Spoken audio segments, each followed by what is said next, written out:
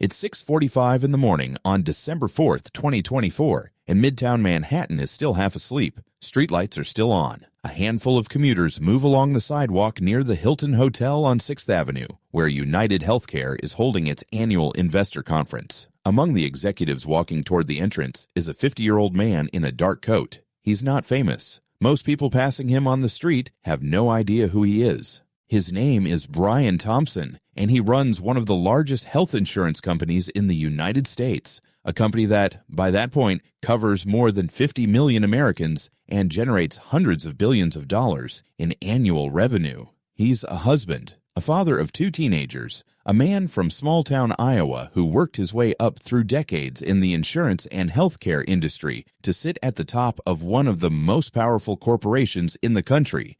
On this particular morning, he's simply walking to a meeting. He never makes it inside. A man in a hood closes the distance behind him without a word. There's no struggle, no confrontation, no exchange. Just 2 gunshots fired at close range, one that strikes Thompson in the back, another in the leg. He collapses on the sidewalk. Bystanders scream. Someone calls 911. Within minutes, first responders are attempting to save him, but the wounds are too severe. Brian Thompson is pronounced dead a short time later on a public street in one of the most heavily surveilled cities in the world, in broad daylight. The shooter doesn't run in a panic. He moves with what investigators would later describe as calm, deliberate speed, jogging away from the scene, cutting through an alley, and disappearing on a bicycle into Central Park. By the time police arrive and begin reviewing the nearest security cameras, he's already gone, swallowed by one of the largest public parks in America, at an hour when joggers and cyclists are common enough that nobody looks twice. For the NYPD, it's immediately clear this isn't a robbery gone wrong or a random act of violence. The killer waited for his target. He knew where Thompson would be and when. And at the scene, investigators recover something that will end up defining this case far beyond the borders of New York City. 3 shell casings, each hand inscribed with a single word: deny, depose, delay. Anyone who has ever fought with a health insurance company over a denied claim recognizes that language immediately. It echoes a phrase long used by critics and consumer advocates to describe how insurers allegedly avoid paying out claims. Deny the claim, depose the claimant through endless paperwork and appeals, delay the process until people give up or their situation becomes unbearable. Whether or not that was the shooter's exact intended message, it's the message the public receives almost instantly once photos of the casings begin circulating.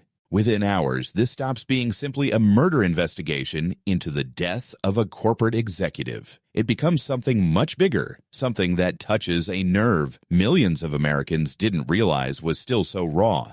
Years of frustration with an industry many feel treats health as a bureaucratic negotiation rather than a basic human need. For 5 days, the shooter is a ghost. Surveillance footage from a hostel where he'd apparently stayed shows a young man's face, partially obscured, calm, almost unremarkable. Investigators release the images, hoping someone recognizes him. Tabloids and true crime forums explode with theories. Was this a hired hit? A disgruntled employee?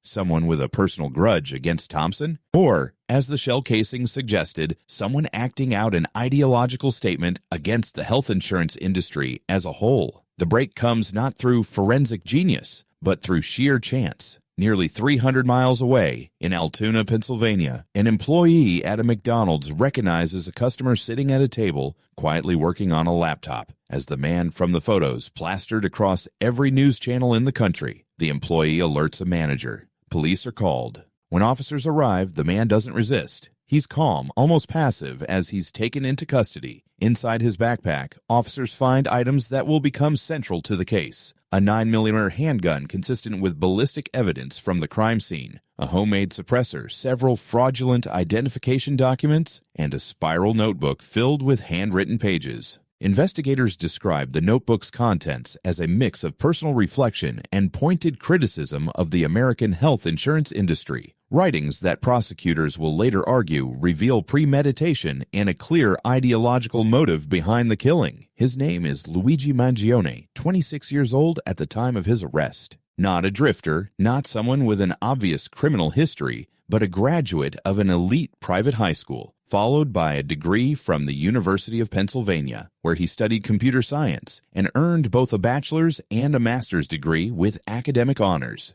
He comes from a prominent and financially comfortable family in Maryland, one with deep roots in local business and community life. On paper, he looks nothing like what people expect from a man accused of executing a corporate CEO in broad daylight on a Manhattan sidewalk. That contradiction becomes one of the most discussed elements of the entire case. Reporting in the months following his arrest paints a portrait of someone who, by most outward measures, had every advantage: education, family support, intelligence, options. Former friends and classmates describe him as thoughtful, even gentle, someone who was well-liked and unremarkable in the way that most successful young professionals are unremarkable. But reporting also surfaces a quieter, more difficult thread running beneath that surface. A long and painful struggle with chronic back pain following a spinal injury, a series of medical treatments and surgeries that reportedly left him frustrated with the healthcare system he had to navigate, and a period of increasing isolation from friends and family in the year or so leading up to the shooting. None of that, of course, explains or excuses what he's accused of doing, but it becomes part of the public narrative almost immediately. A story not just about a killing, but about a man whose private grievances with a broken system allegedly curdled into premeditated violence against one of its most visible figures. His family, prominent in Maryland business and civic circles for generations, is thrust into an impossible position almost overnight. Relatives who had spent decades building reputations in real estate, healthcare facilities, and local philanthropy now find their name attached permanently to one of the most infamous criminal cases in the country. Statements from the family in the days after the arrest are brief and guarded, expressing sorrow for the Thompson family while asking for privacy as the legal process unfolds. Extended relatives largely withdraw from public comment altogether, and reporters who attempt to reach former classmates, professors, and co-workers describe a community caught off guard, struggling to reconcile the person they remember with the accusations now attached to his name. Former roommates describe someone easygoing and social in college, active in campus organizations, seemingly on a conventional path toward a comfortable career in tech or engineering. That version of him, several acquaintances tell reporters, seemed to fade sometime in the 2 years before the shooting, replaced by someone quieter, more withdrawn, spending long stretches of time alone. In the hours after the shooting, before anyone even has a name for the suspect, the case already dominates every major news cycle in the country. Cable news anchors interrupt regular programming. Local New York stations run continuous helicopter footage of the crime scene, the sidewalk cordoned off with yellow tape, evidence markers dotting the pavement where the shell casings were found. National outlets pick up the story within the hour, in part because of who the victim is. The head of one of the country's largest insurers, gunned down not in a random act, but in what investigators almost immediately describe as a targeted, planned attack. Financial markets take notice too. UnitedHealthcare's stock dips in the hours following the news, and industry analysts begin fielding questions about corporate security for healthcare executives more broadly, a topic that, until that morning, had barely registered as a serious concern in the industry. Investigators spend those first days piecing together a timeline. Where had the shooter been staying? How long had he been in New York before the shooting? Had he specifically researched Thompson's schedule, or simply learned, like anyone else, that the investor conference was public knowledge, listed openly in corporate filings and press releases? Detectives comb through hostel records, subway camera footage, and rideshare data, building a picture of a person who appears to have arrived in the city days earlier, moved with intention, and left almost nothing to chance. It's this apparent planning, the choice of location, the timing, the escape route through the park, the use of a suppressor to minimize noise and delay police response, that leads investigators to conclude early on that whoever did this had prepared meticulously, which only deepens the mystery of who, exactly, they're looking for. Once Mangione is in custody, the legal machinery moves fast, and it moves in 3 directions at once. Pennsylvania authorities, where he was arrested, file charges tied to the weapon and the false identification found in his possession. A New York County grand jury indicts him less than 2 weeks after the shooting on state charges that include second-degree murder, along with several related counts involving weapons possession and forgery. And just 2 days after that indictment, federal prosecutors announced their own charges: interstate stalking resulting in death and using a firearm during a crime of violence, among other counts. For a period of time, the federal case carries the possibility of the death penalty, with the Department of Justice publicly signaling its intent to pursue capital charges tied to the firearms allegations. That changes in 2026 when a federal judge rules that prosecutors cannot pursue capital punishment in the case and dismisses 2 of the federal counts outright. It's a significant turn in the legal proceedings, though it does nothing to reduce the scale of what Mangione still faces: the possibility of life in prison if convicted on the remaining state or federal charges. Throughout all of this, Mangione pleads not guilty to every charge in every jurisdiction. His legal team, led by defense attorney Karen Friedman Agnifilo, along with co-counsel Mark Agnifilo, begins the long process of fighting not just the underlying allegations, but the sheer logistical strain of defending a client facing 3 separate prosecutions in 3 separate courts, each with its own timeline, its own rules, and its own prosecutors determined to go first. While the legal system works through its usual machinery, something else is happening outside the courtroom that almost never happens in a case like this. Normally, when someone is accused of walking up behind another human being and shooting him twice on a public street, the public reaction is close to universal condemnation.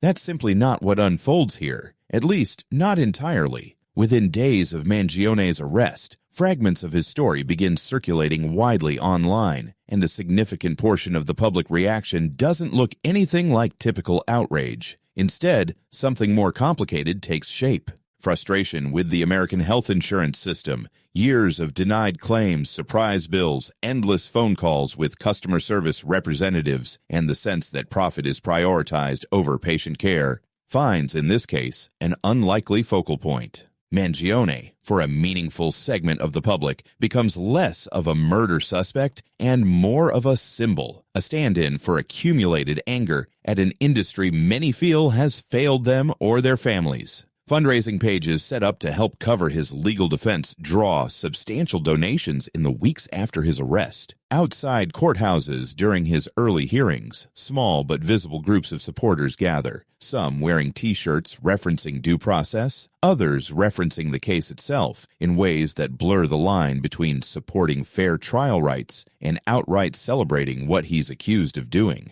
Social media platforms fill with memes, merchandise, and debate, some of it darkly comedic, some of it deeply earnest, about health insurance denials, about corporate accountability, about whether violence can ever be understood, even if it can't be condoned, as a response to systemic harm. None of this changes the legal reality Mangione faces. It hasn't slowed down prosecutors in Pennsylvania, New York, or at the federal level, all of whom continue pursuing the most serious charges available to them. But researchers, journalists, and legal commentators have repeatedly pointed to this case as something close to unprecedented in modern American criminal history.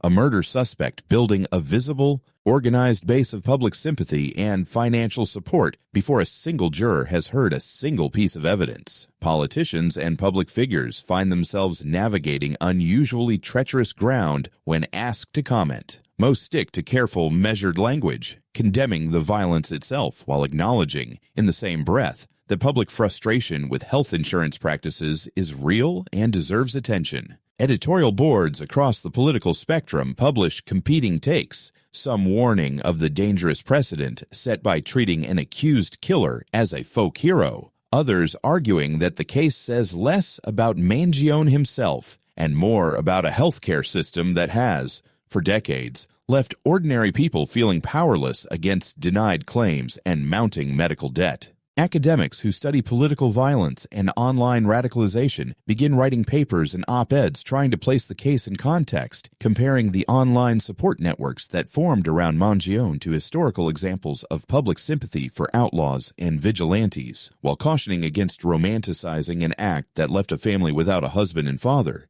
Comedians, late-night hosts, and podcasters wrestle publicly with how to even joke about the case without seeming to endorse violence, a tension that plays out awkwardly and repeatedly across entertainment media throughout 2025 and into 2026. Merchandise bearing references to the case, some earnest, some satirical, circulates online despite platforms' attempts to moderate it.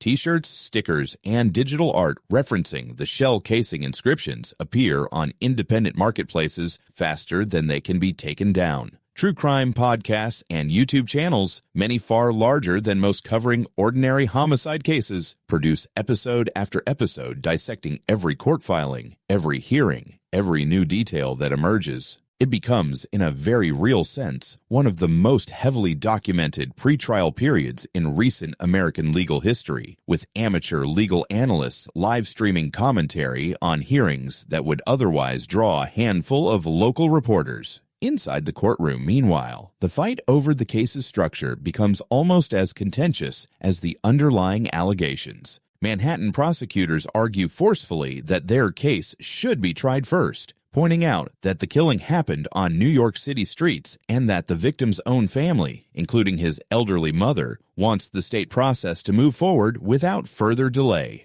Assistant District Attorney Joel Seidemann writes to the court that New York has an overriding interest in trying Mangione for what he calls, without hesitation, the cold-blooded execution of Brian Thompson. Mangione's defense team pushes back hard. Preparing for two major murder trials at once, they argue, is not just difficult but close to impossible, particularly with a federal trial already tentatively scheduled and carrying its own enormous stakes. When prosecutors initially request a state trial date in the summer of 2026, defense attorney Karen Friedman Agnifilo calls the timeline unrealistic, noting that her team will need the remainder of the year simply to prepare adequately. The presiding state judge isn't sympathetic to the delay. Despite the defense's objections, he sets the New York trial to begin in June 2026, telling Mangione's attorneys directly in open court to be ready. It's a blunt moment that captures just how much pressure this case is generating from every direction. Prosecutors eager to secure a conviction on their own turf, a grieving family pushing for resolution, and a defense team trying to mount an adequate response to 3 simultaneous prosecutions without the luxury of time. Every hearing in this case draws a crowd that would be unusual for even a high-profile trial, let alone routine pretrial proceedings. Courtroom sketch artists, normally competing for space at only the most sensational trials, become fixtures outside the Manhattan courthouse. Lines form hours before doors open, filled with a mix of accredited journalists, true crime content creators hoping to live stream updates the moment they exit the building, and members of the public simply curious enough to wait in the cold for a chance at one of the limited public seats. Court officers, unaccustomed to this level of sustained public interest in pretrial motions, adjust security protocols multiple times over the course of the year, eventually implementing stricter screening and limiting the number of observers allowed in at once. Much of the actual legal wrangling, away from the spectacle outside, concerns fairly technical matters, motions to suppress evidence gathered during the Pennsylvania arrest, arguments over what portions of the notebook found in Mangione's backpack can be admitted at trial, and disputes over how much pretrial publicity has already tainted the jury pool in a case that has, by any measure, received more sustained media coverage than almost any criminal case in recent memory. Defense attorneys argue that finding 12 impartial jurors in New York City, where the killing happened and where coverage has been most intense, may be close to impossible without an unusually rigorous selection process. Prosecutors counter that jury selection procedures exist precisely to weed out bias, and that delaying the trial indefinitely on those grounds would set a troubling precedent for any future high-profile case. During one of these hearings, Mangione breaks his public silence for what reporters describe as the first time since his arrest. Leaving the courtroom, he remarks to the press that pursuing him in multiple jurisdictions amounts to double jeopardy by any common-sense judgment. It's not a formal legal argument his attorneys have been able to successfully raise in court, since the charges stem from genuinely separate sovereigns, state and federal governments, each with independent authority to prosecute the same underlying conduct under different statutes. But the remark spreads quickly, another small moment that keeps the case in constant circulation across news outlets and social platforms alike. As the year progresses, the federal trial gets pushed further out on the calendar, in part to avoid the risk of prospective jurors being influenced by extensive coverage of the ongoing state trial. A federal judge eventually sets jury selection for the federal case to begin in January 2027, with opening statements to follow shortly after. That timeline means Mangione and the country following his case will be living with this story for well over 2 years by the time both trials are complete, assuming there are no further delays, appeals, or unexpected developments along the way, which, given the case's history so far, seems far from guaranteed. In the months leading up to the state trial, Mangione's defense also makes a notable strategic decision. Early reporting suggested his legal team was considering an extreme emotional disturbance defense at the state level, a legal strategy that, if successful, could reduce a murder charge to manslaughter by arguing the defendant acted under the influence of extreme mental or emotional disturbance, for which there was a reasonable explanation. In mid-2026, however, the defense formally withdraws that strategy, reportedly to avoid the mandatory psychiatric evaluations by state-appointed prosecutors that pursuing such a defense would require. It's a significant shift, suggesting his legal team may be pivoting toward challenging the prosecution's evidence directly rather than offering an explanation for the killing itself. Throughout all of this, Brian Thompson's family has remained a steady, if less publicly visible, presence. Prosecutors have repeatedly emphasized that behind the online debates, the fundraising campaigns, and the cultural commentary, there is a real family still grieving a real loss, a wife who lost her husband, children who lost their father, an elderly mother who, according to prosecutors, simply wants to see the case against her son's killer move forward without unnecessary delay. It's easy, in a case this large and this culturally charged, for the human cost at its center to become an afterthought next to the debate over healthcare policy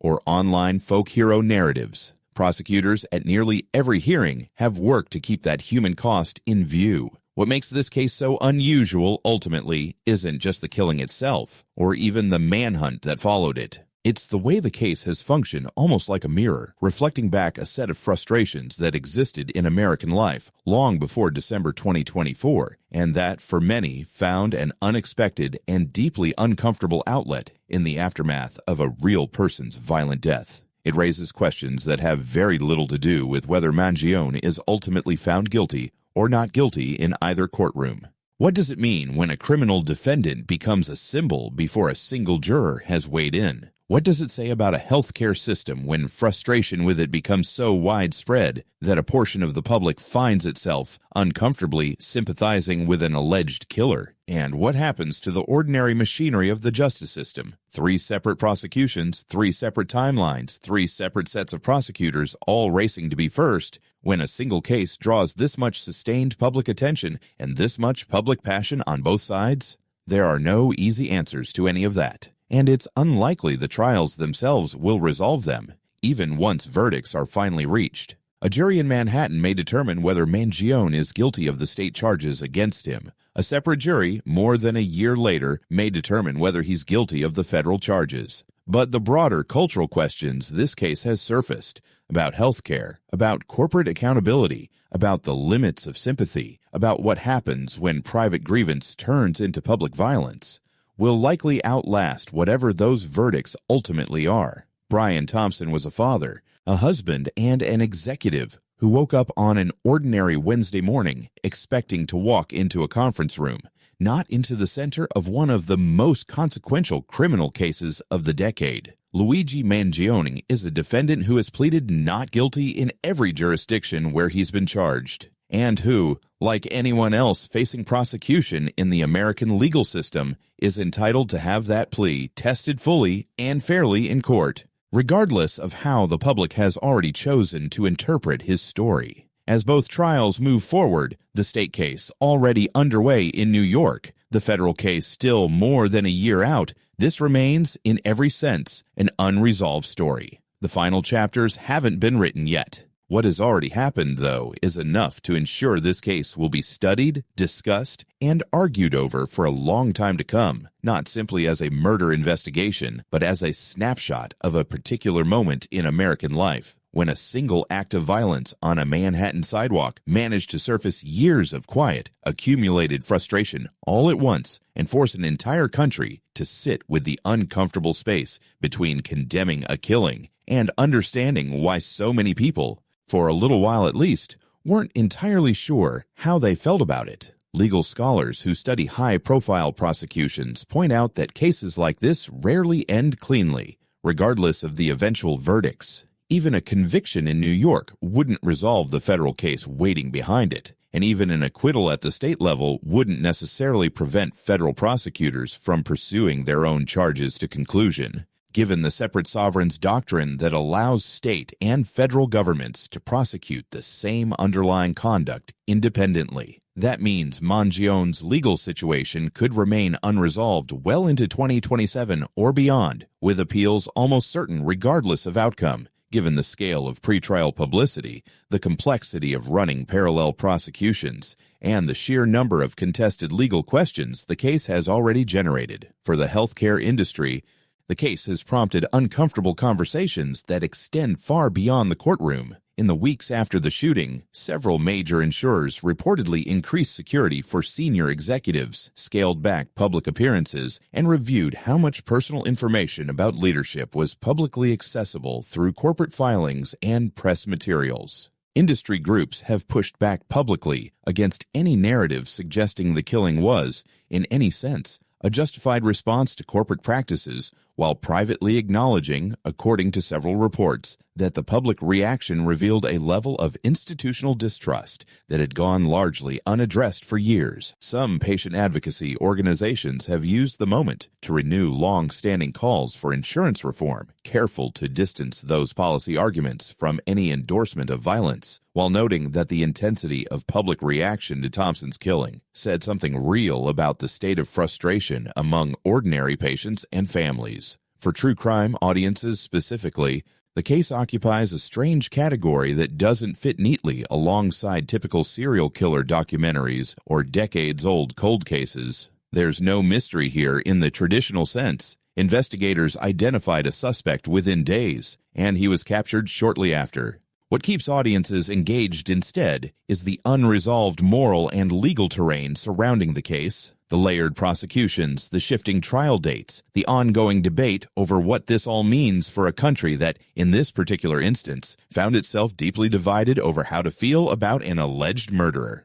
That tension between clear facts and unclear feelings is likely to keep this case in the cultural conversation long after both trials eventually reach their conclusions, whenever that finally happens. In the end, what makes this case so difficult to file neatly into any single category — true crime, corporate accountability story, cultural flashpoint, healthcare policy debate — is that it genuinely belongs to all of them at once. It is, first and always, the story of a man who was murdered on a public sidewalk while walking to a business meeting, leaving behind a family that has had to grieve in full public view while the country argued around them about what his death meant. It is also the story of a defendant who, whatever the eventual verdicts, has already become one of the most discussed and dissected figures in recent American history. His case picked apart in courtrooms, newsrooms, classrooms, and comment sections in equal measure. And it is the story of a country that for a brief and uncomfortable moment was forced to look directly at how deep its frustration with its own healthcare system had actually become. Whatever happens next, in Manhattan and later in federal court, that part of the story has already been written, and it isn't going away anytime soon.